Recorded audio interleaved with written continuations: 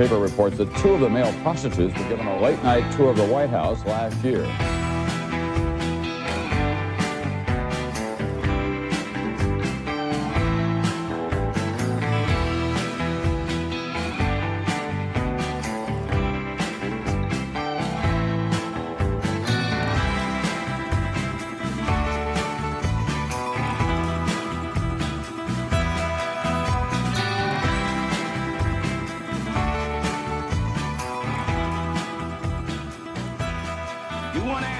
I think I'm entitled. You want answers. I want the truth. You can't handle the truth. Greetings, everyone. Welcome to the Nick Bryant podcast. I've previously made a PowerPoint about the Jeffrey Epstein cover-up, and now I've decided to make a PowerPoint about the Jeffrey Epstein cleanup crew. Because wherever there's a cover-up, you need a cleanup crew. Prior to getting into the cleanup crew, I want to give a pithy overview of the cover-up of Jeffrey Epstein's child trafficking network. The Epstein network trafficked children for approximately 25 years. The Epstein network flew children around the country and pandered them to sundry power brokers. The cover-up of the Epstein network produced major legal aberrations in Florida state law enforcement and also in the Department of Justice. The Justice Department had a list of 32 Epstein victims, and this is that list. 32 underage Epstein victims. The Justice Department didn't indict Epstein on one count of child abuse. Alexander Acosta was the U.S. Attorney for Southern Florida who opted not to prosecute Epstein. When Acosta was transitioning to Trump's labor secretary, he was asked about Epstein, and he reportedly responded, he had been told to back off, that Epstein was above his pay grade. I was told Epstein, quote unquote, belonged to intelligence and to leave it alone. Constitutionally, only the president and the attorney general can order a U.S. attorney to stand down. The message can be delivered by a minion of the president or the attorney general, but it has to emanate from one of those two positions. Jeffrey Epstein, the blackmail artist. Epstein's confession to a New York Times reporter about the dirt he collected on the rich and powerful. The statements Epstein made to a former girlfriend, I collect people, I own people, I can damage people. Ghislaine Maxwell told a friend that Epstein was a blackmail artist and his orgy island was wired for audiovisual blackmail. Maxwell divulged to a 60 Minutes producer that Epstein had tape on both Bill Clinton and Donald Trump. The Palm Beach Police Department found clandestine cameras when it executed a search warrant on Epstein's Palm Beach home. Epstein victims tell CBS that the bedrooms and bathrooms of Epstein's New York mansion were wired for audiovisual surveillance, and men, as in plural, were in a secret room overseeing various monitors. The trove of compact discs seized at Epstein's home had titles like Young Redacted plus Redacted. The only way Epstein could have blackmailed some of the most powerful men in the world and lived to tell the tale was if those power brokers were aware that Epstein had the backing of a very powerful organization or network that would protect him and seek retribution. Ergo, intelligence. The government cover-up thus far, 4 presidential administrations, Bush, Obama, Trump, and now Biden have stood down from prosecuting the numerous procurers and perpetrators in the Jeffrey Epstein network. Not one of our 535 federal legislators have called for an investigation into Jeffrey Epstein's trafficking network of procurers and perpetrators. And the mainstream media has been complicit in the government cover-up. The Epstein cover-up's final act, the cleanup crew. Attorney Jordana Feldman was the administrator of the Epstein Victims Compensation Program. Feldman had previously administered the September 11th Victim Compensation Fund. David Boies, whose law firm, Boies, Schiller, Flexner, represented a number of the Epstein victims, helped craft the parameters of the Epstein Victims Compensation Program. David Boies became a darling of the left when he represented Al Gore before the Supreme Court in Gore's ill-fated attempt to dispute the 2000 election that awarded the presidency to George Bush. However, Boyce is fond of using Black Cube, a firm of retired Mossad agents who specialize in dirty deeds. In November of 2017, the New York Times announced that it had severed its ties with Boyce because he deployed Black Cube to spy on its reporters and prevent the publication of a damaging story about his client, Harvey Weinstein. And at this time, Boyce was also defending the New York Times in a libel lawsuit. Can you say conflict of interest? Boyce also deployed Black Cube on Rose McGowan, who was in the first wave of actresses who accused Harvey Weinstein of sexual assault. Boyce deployed Black Cube yet again to quash derogatory information that was leaking out about grifter Elizabeth Holmes and Theranos. And actually, David Board was on the board of Theranos. This is from a New York Times article on November 9th, 2017. It's an op-ed written by legal scholar Deborah Rode, and the title of it is David Boyce's Egregious Involvement with Harvey Weinstein. One of the nation's most respected lawyers, David Boyce, is among those whose work helped Mr. Weinstein try to conceal his abusive behavior. Mr. Boyce personally signed a contract with a private investigation organization, Black Cube, to unearth, as the contract specified, quote, intelligence, which will help the client's efforts to completely stop the publication of a new negative article in a leading New York newspaper. Deborah Rode will go on to write that already less than a fifth of Americans rate the honesty and integrity of lawyers as high or very high. The sort of conduct here is the reason why. And I have a tendency to disagree with Deborah Rode about a fifth of Americans. I think it's 99% of lawyers give the rest a bad rap. Now we come to Stan Pottinger. He is the Forrest Gump of cover-ups. If you need a cover-up, Stan is the man. Stan Pottinger had ostensibly retired from a career of government cover-ups and dirty deeds, and he was writing novels when David Boyce apparently tapped him to help Boyce Schiller Flexner represent more than 20 Epstein victims. Let's go over Stan's past a little bit. He became an assistant attorney general for civil rights in 1973. His first major cover-up involved National Guard soldiers murdering 4 students at Kent State University in Ohio in 1970.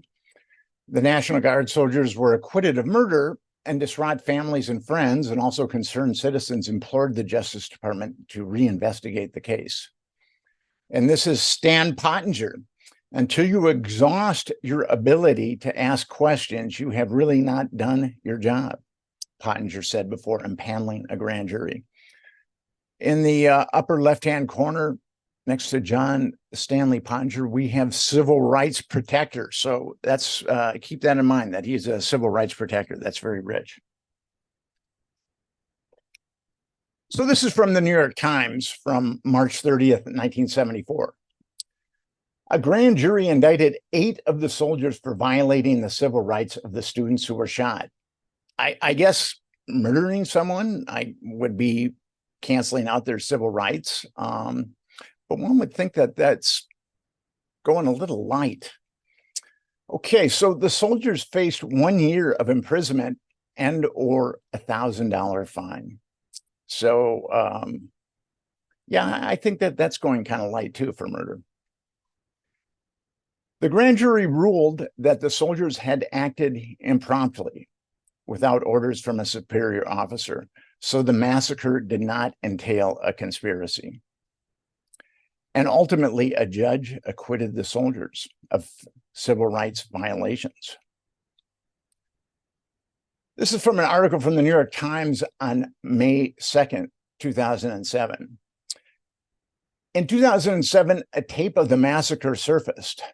A voice is heard on the tape shouting, "Get set, point, fire." The Justice Department had a copy of that tape during the grand jury that Pottinger impaneled, and it contracted an acoustics firm in Massachusetts to analyze it. The firm said no National Guard voices were audible on the tape. COINTELPRO, which is counterintelligence program, was exposed by the Senate's church hearings in 1976. Here's an excerpt from the final report of the church hearings on COINTELPRO. The government, operating primarily through secret informants, but also using intrusive techniques such as wiretaps, microphone bugs, surreptitious mail opening, and break-ins, has swept in vast amounts of information about the personal lives, views, and associations of American citizens. Groups and individuals have been harassed and disrupted because of their political views and their lifestyles. Investigations have been based upon vague standards whose breath made excessive collection inevitable. Unsavory and vicious tactics have been employed, including anonymous attempts to break up marriage, disrupt meetings, ostracize persons from their professions, and provoke target groups into rivalries that might result in deaths. Unsavory and vicious tactics. Legal harassment, intimidation, wiretapping, infiltration, smear campaigns, and blackmail in the suborning of perjury that resulted in countless prison sentences, and in the case of Black Panther, Fred Hampton, and others, murder. A famous example of COINTELPRO tactics occurred when FBI agents called Coretta Scott King to inform her of her husband's infidelity. An anonymous letter thought to be written by Assistant FBI Director William Sullivan was sent to Martin Luther King, threatening to expose his marital infidelity unless he committed suicide before he accepted the Nobel Prize. I guess that would fall under unsavory and vicious. Assistant Attorney General Stan Pottinger investigates COINTELPRO. The church hearings gleaned 20,000 pages of FBI documents, took depositions from numerous FBI agents, and interviewed several COINTELPRO targets. A December 13th, 1974 memorandum from Pottinger to Attorney General William Saxby discussed the investigation Pottinger oversaw. And he concluded the Civil Rights Division found, quote, no basis for making criminal charges against particular individuals or involving particular incidents, unquote. Although some of the acts reviewed appeared to amount to technical violations, the division concluded that, quote unquote, without more information, prosecutive action would not be justified under its normal criteria. I guess, apparently, illegal wiretapping and blackmail, just to name a few things, don't count as crimes to the great civil rights protector. And it's interesting that he didn't have enough information, considering that the church hearings gleaned 20,000 pages of FBI documents, took depositions from numerous FBI agents, and interviewed several COINTELPRO targets. Well, Stan was Assistant Attorney General, and COINTEL was in its heyday. The FBI waged a war against the American Indian movement. The Black Panthers and the American Indian movement were major targets of COINTELPRO. In a 2019 documentary that aired on PBS, From Wounded Knee to Standing Rock, A Reporter's Journey, Tom Parker, a retired FBI agent who worked for COINTELPRO, confessed that the FBI had helped to fracture and disrupt the American Indian movement. We wanted them to kill each other as we were in a war against AIM, Parker said. According to Parker, a main goal of COINTELPRO was to infiltrate informers into AIM and to publicly identify AIM activists with the FBI so that others in AIM would turn against them. And one of the tragic victims of COINTELPRO was Anne Mae Aquash. She was a Micmac Indian and also a member of AIM. Two members of AIM murdered her in December of 1975 after the FBI had disseminated rumors that she was a government informant. AIM reacts in part to the dissensions sown by COINTELPRO and occupies Wounded Knee, South Dakota, the site of the 1890 Native American massacre. A 4/20 1973 New York Times article reports J. Stanley Pottinger, the government's chief negotiator at the scene, said late today the insurgents holding the village had reportedly received rifle firing from the prairies. And we conclude the shots were fired by ousted residents of the historic Indian village. It's a very dangerous situation, said Pottinger. 2 Native Americans died during the melee and a third went missing. Appeasing the Sioux elders, the American Indian movement relinquished the village. But 185 Native Americans were subsequently indicted by federal grand juries on charges associated with the occupation. The Justice Department pursued Dennis Banks and Russell Means, the leaders of the occupation, with a vengeance, indicted them on multiple counts that included conspiracy, arson, theft, assault, illegal possession of firearms, and interfering with federal officers. Pottinger and the Justice Department planned to imprison Banks and Means for decades, but the truth can often be inconvenient. The trial judge discovered that the FBI had altered or suppressed key documents, committed illegal electronic surveillance, and had probably persuaded law enforcement officials in River Falls, Wisconsin, to drop rape and sodomy charges against the government's star witness. The judge also stated that the special agent in charge of the Minnesota division of the FBI, which covers 3 states, including South Dakota, had perjured himself on the witness stand. He dismissed all the charges against Banks and Means. This is a March 24th, 1976 New York Times article that reported Pottinger oversaw, quote, a review of files, unquote, related to Martin Luther King's murder in 1968, even though Pottinger is listed as general counsel for a San Francisco law firm at the time. The 1968 inquiry ruled out a conspiracy and concluded James Earl Ray was the lone assassin. But the church hearings disclosed the scope of the FBI's harassment and antipathy towards Martin Luther King, which sparked a public outcry. In the wake of the church hearings, revelations about MLK and the FBI, the Department of Justice announced a second inquiry into the assassination of Martin Luther King. And we have nothing to worry about because Stan Pottinger oversaw the Civil Rights Division of the Justice Department's examination of the FBI's 96-volume archive that it had compiled on Martin Luther King. Pottinger and the Civil Rights Division concluded that James Earl Ray was the lone assassin.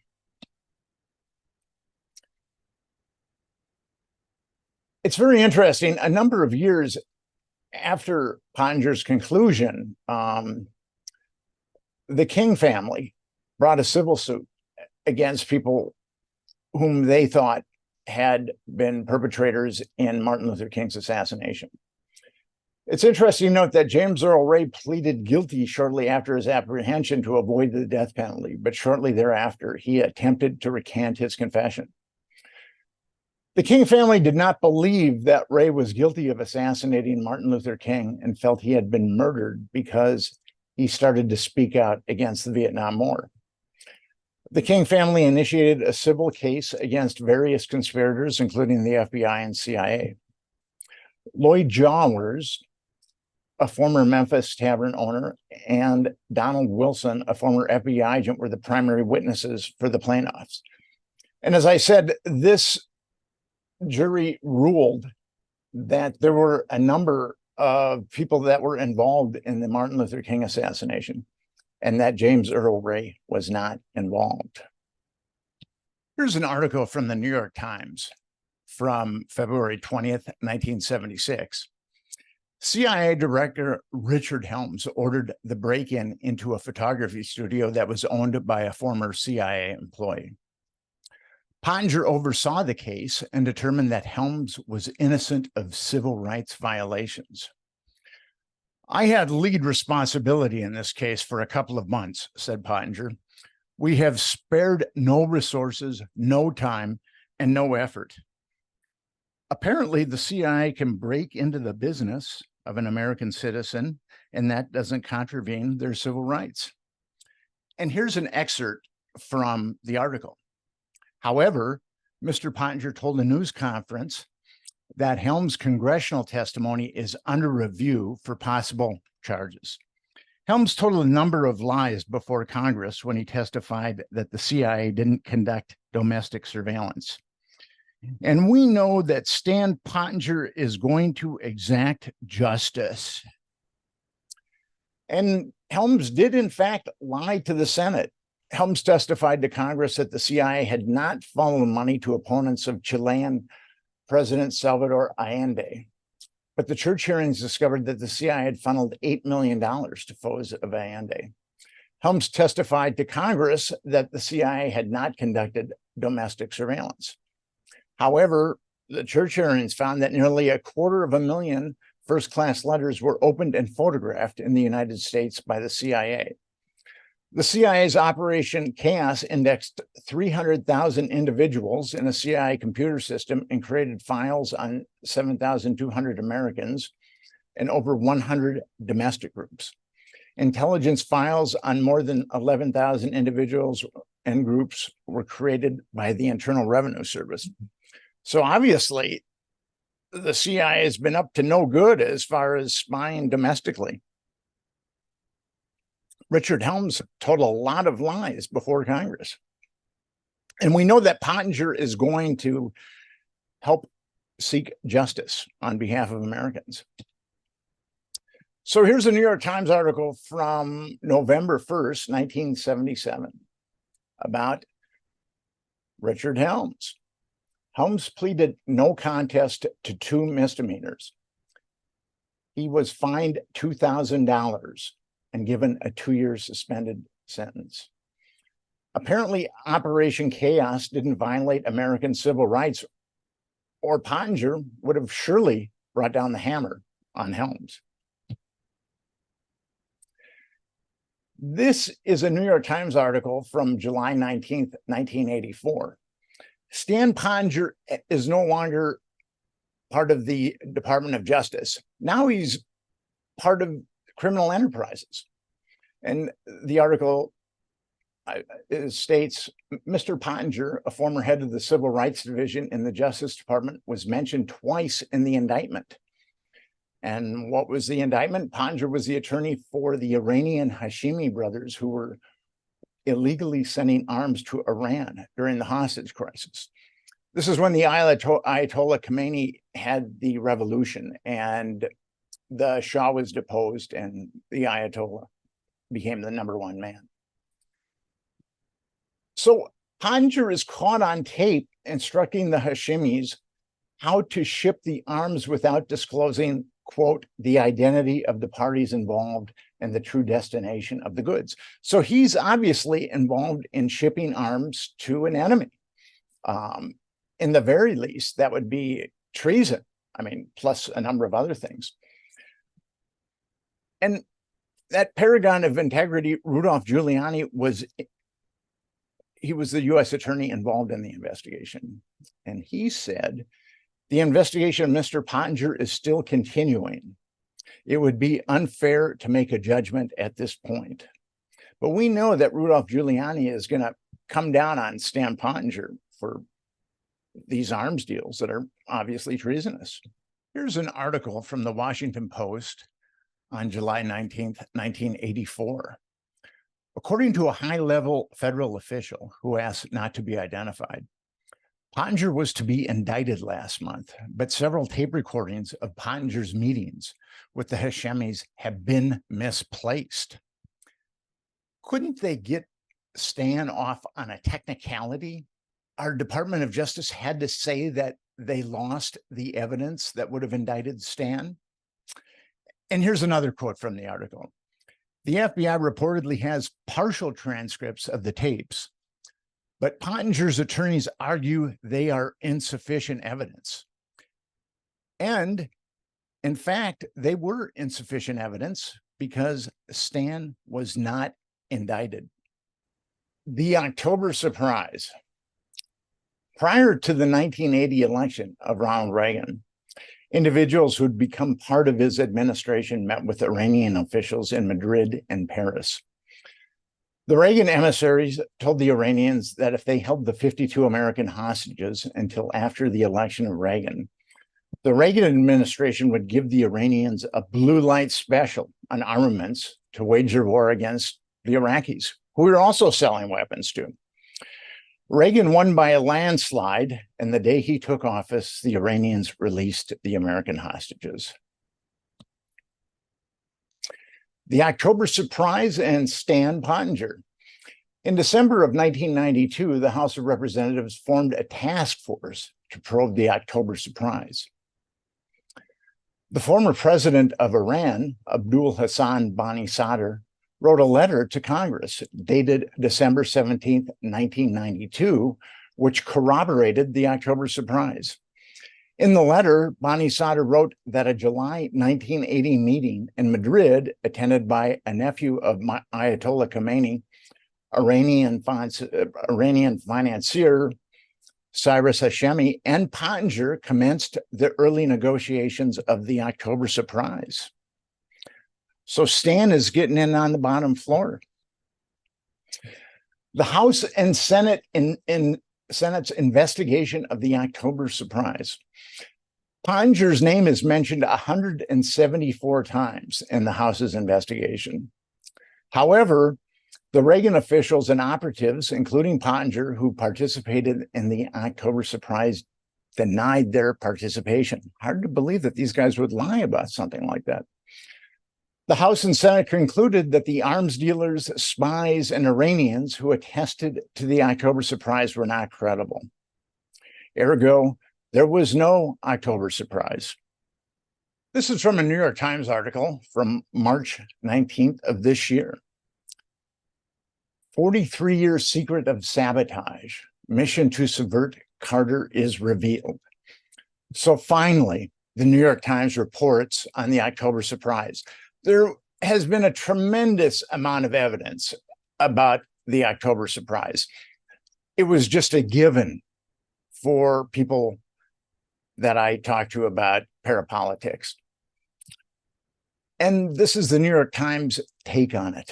Ben Barnes, the youngest speaker of the Texas House of Representatives and former lieutenant governor of Texas, discusses his role in the October Surprise.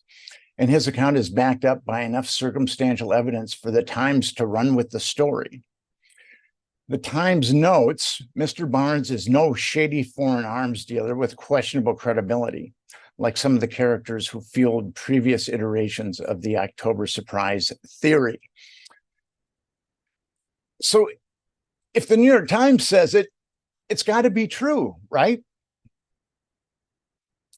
And anyway, I'm glad that finally that we have a major media in the United States talking about the October Surprise and its reality. So this is Intelligence Assets, a love story.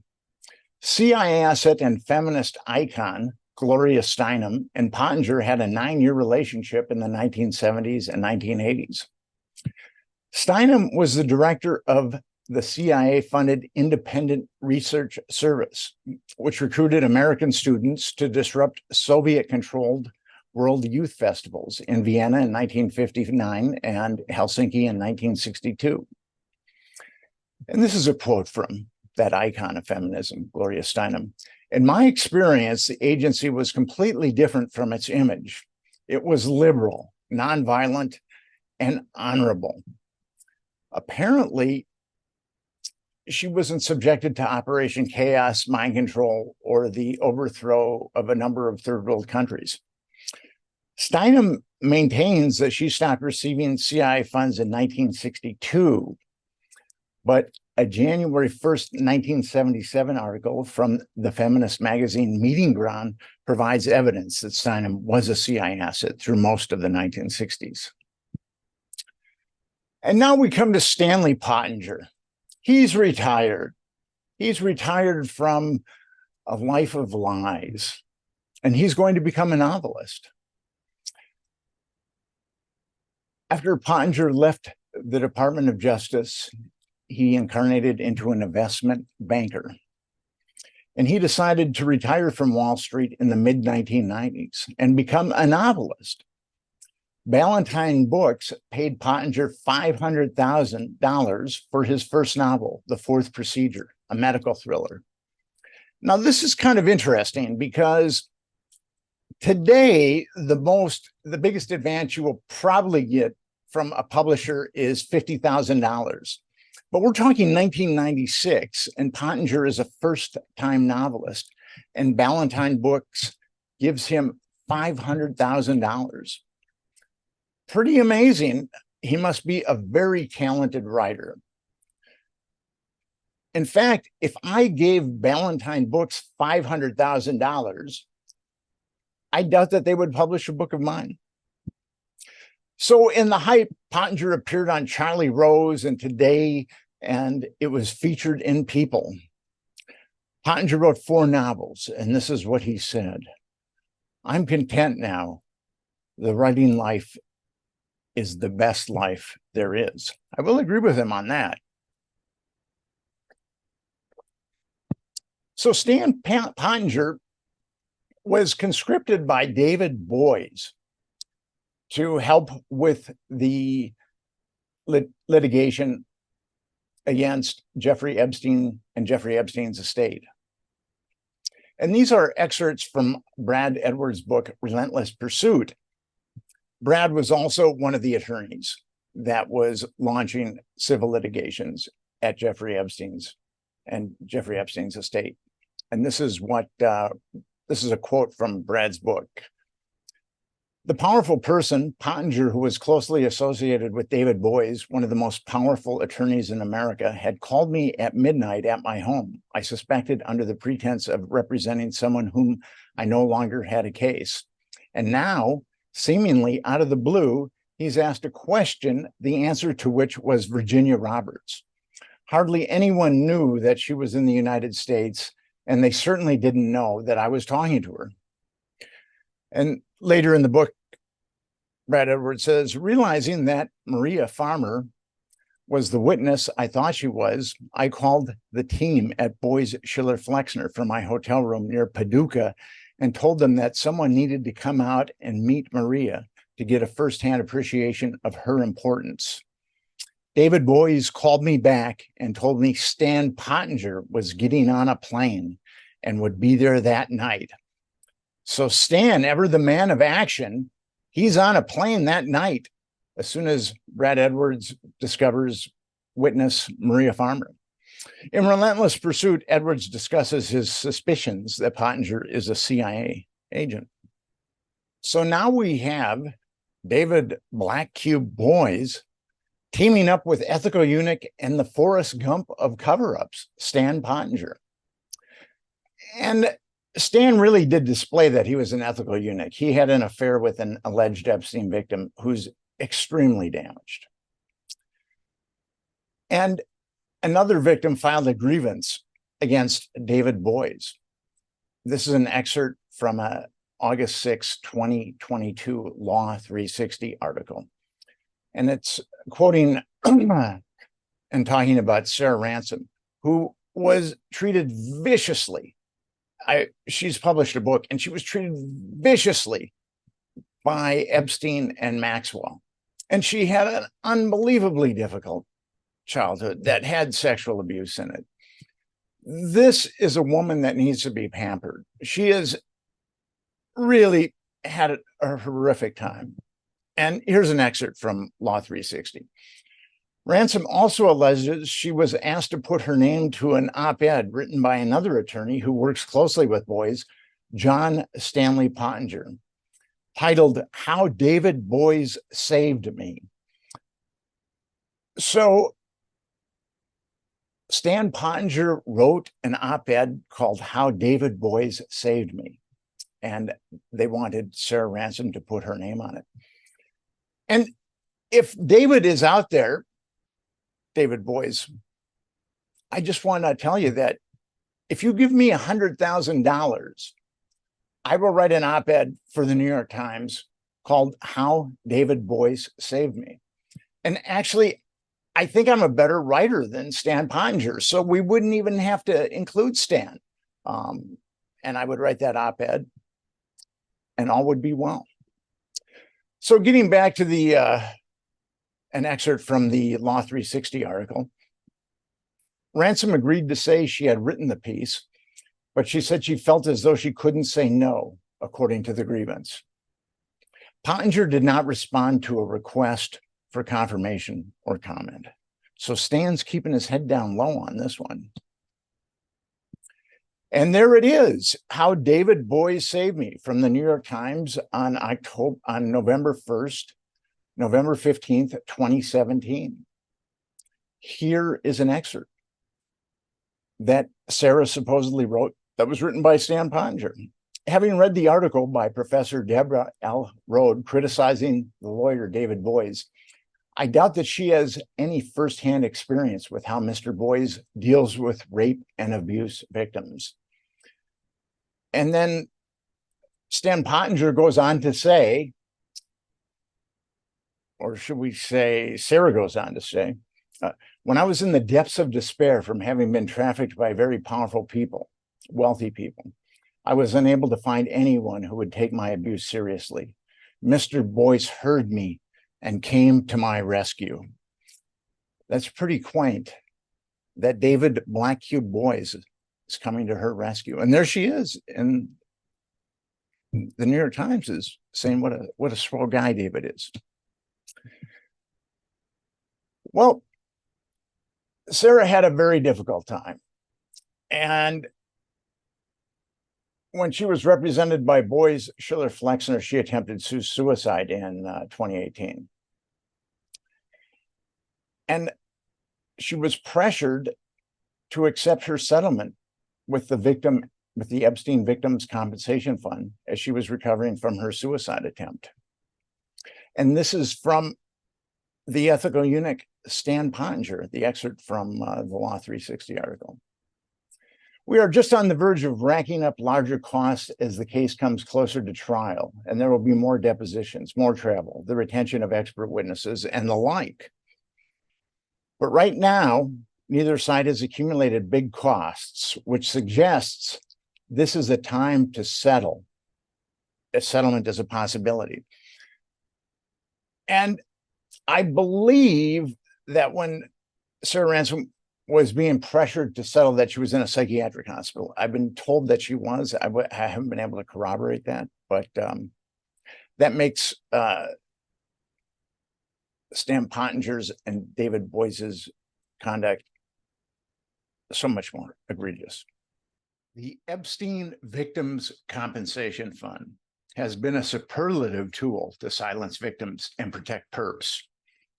By signing the contract of the fund, victims give up their right to litigate against other perpetrators that have abused them. Here's an excerpt. The claimant must dismiss with prejudice any existing lawsuits, legal actions, or claims filed against the estate or related entities and/or individuals. 225 victims came forward, and widely disparate settlements were made to 150 of the women. So the fund did not compensate 75 women, and some of the claimants were given seven-figure settlements, and some of the victims were given lower six-figure settlements, and 8 women declined settlements. And let's talk about the Epstein Victims Compensation Fund. A January 16th, 2020 article from The Age, an Australian newspaper, reported that Epstein victims were as young as 11 or 12 years old. 2 esteemed therapists whose clients were under the age of 10 when they were allegedly molested by Epstein et al. Have attempted to help their clients receive compensation from the fund, but both clients were rejected. The government and the media cover story is that the victims of the Epstein network were no younger than 14 years old. And the therapists feel that their clients were rejected because they were under 10 and didn't conform to the cover story. And although Epstein liked pubescent girls, he was a psychopath. The same thing happened in the Franklin scandal. If you wanted a 10-year-old, Lawrence King would provide you with a 10-year-old. And I'm sure if you wanted a 10-year-old, Jeffrey Epstein would provide you with a 10-year-old. It wasn't like he had to feel the pangs of conscience. So the cleanup, given the constellation of attorneys who have litigated on behalf of sexual abuse victims, it makes absolutely no sense that David Boies would team up with retired cover-up artist and ethical eunuch Stan Pottinger if he were acting in good faith. Pottinger having an affair with one of the very damaged victims and pressuring another to lie about authorship of an article and accept a settlement when she's seriously impaired exhibits mind-boggling malevolence. The cleanup continued. The Epstein network was an intelligence op, and it makes sense that an intelligence op would be deployed to cover up an intelligence op, especially one as evil as child trafficking. The Epstein Victims Compensation Fund has accomplished a dirty deed that couldn't be accomplished by the government, preventing Epstein victims from suing their perps other than Epstein in civil litigation. The fund's unwillingness to compensate victims under 10 years old is extremely egregious and malevolent. The cover-up of the Jeffrey Epstein child trafficking network happened before our very eyes in broad daylight. When a person or entity covers up a crime, they are guilty of aiding and abetting that crime. As Americans, we would never trust a person or a group that is aiding and abetting child trafficking. As Americans, how can we trust a government that aids and abets child trafficking? Although countless ethical Americans are employed by the federal government, it's quite apparent that individuals at the apex of power in the legislative branch and the executive branch, which includes the Justice Department, have aided and abetted child trafficking by Jeffrey Epstein over the course of 4 presidential administrations, 2 Democratic and 2 Republican. Most Americans on both the right and the left realize that something has gone awry in this country, and our legislators are not acting in our best interests. In fact, the congressional approval rating is at 17%. The media likes to stoke the flames of resentment between the right and the left. Americans have been divided and conquered. However, everyone on the right and left can agree that children shouldn't be abused with impunity, and powerful elements of our government shouldn't aid and abet child trafficking. As Americans, we can agree on this one issue. Epstein Justice has established a vehicle that will make the government accountable on this issue. And once the government becomes accountable, then the perps and procurers in the Epstein child trafficking network will be held accountable too. I also have a tendency to believe that when we bore into this issue, other government malfeasance will surface, and we will have a better understanding of why our legislators generally don't act in our best interests. If you want to be part of the solution, please contact us at epsteinjustice.com. Again, if you want to be part of the solution, please contact us at epsteinjustice.com.